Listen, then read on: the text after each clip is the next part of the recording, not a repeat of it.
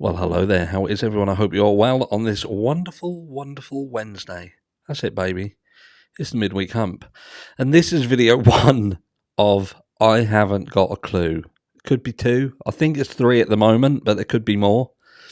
But in this one, we're getting straight into the meat and potatoes as we're heading back over to Moscow, Idaho, as there has been a huge, huge dock drop. Now, I was going to do a live, but I've already got one scheduled for later on the Jay Slater case. I don't want to change that.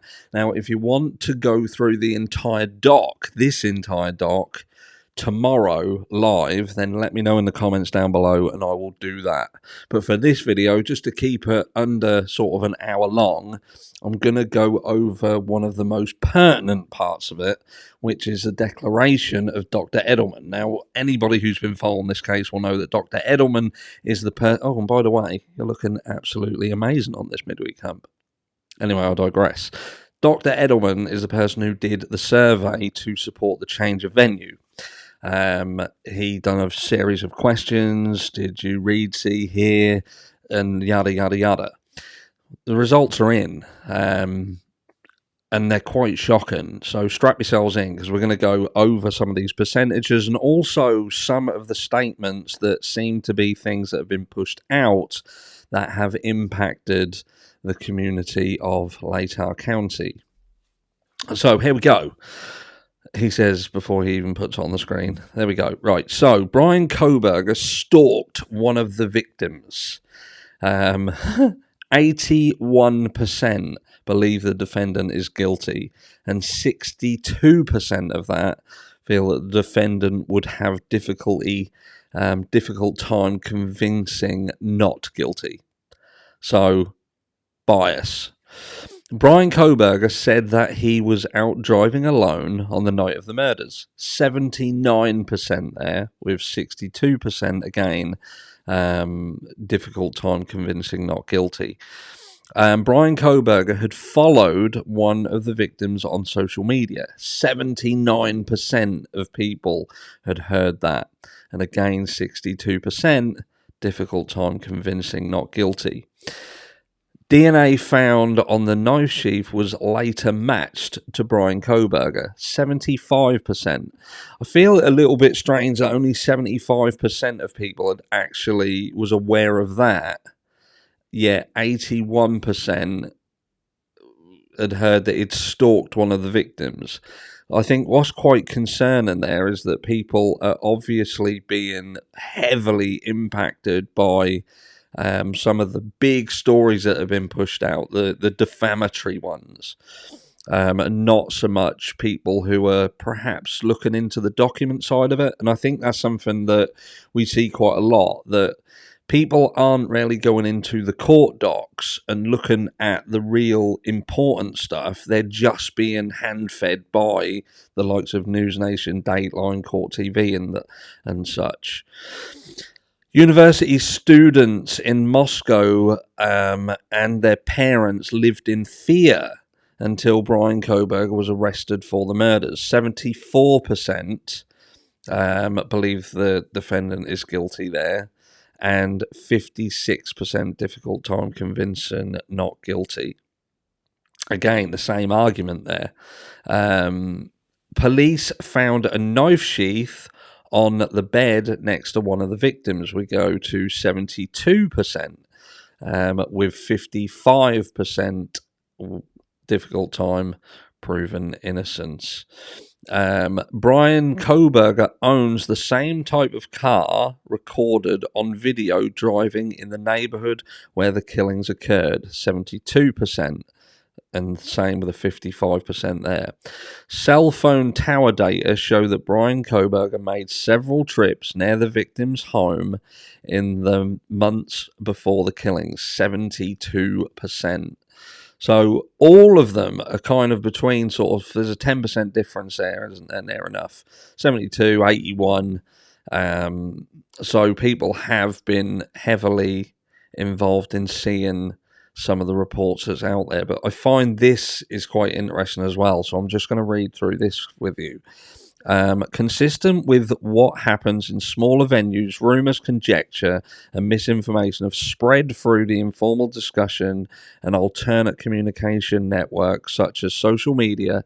Approximately 88% Latah County survey respondents who recognise the case have talked about the murders or heard others talking about them in person or online. Prospective jurors were also familiar with misinformation reported in the media and tested in the survey. For example, 45% have read, seen, or heard that Bryan Kohberger stalked one of the victims, and 45% were aware that he allegedly followed one of the victims on social media. Earlier in the survey, respondents were asked what rumours or theories they had heard about the murders, the defendant, or the victims. Latah County survey responders reported a litany of rumours and conjecture that have spread in the coverage. Information, discussions, and social media examples include: he may have come from a family of crime, and previous cases have been uncovered. I've heard that Kohberger has been linked to other murders in Washington and Pennsylvania. I've heard they are railroading Kohberger to put him away, and the evidence was planted and he was being framed. One other one that I heard was that he was working with one or the other of the roommates. Some speculation that Kohberger committed a murder in Oregon, possible.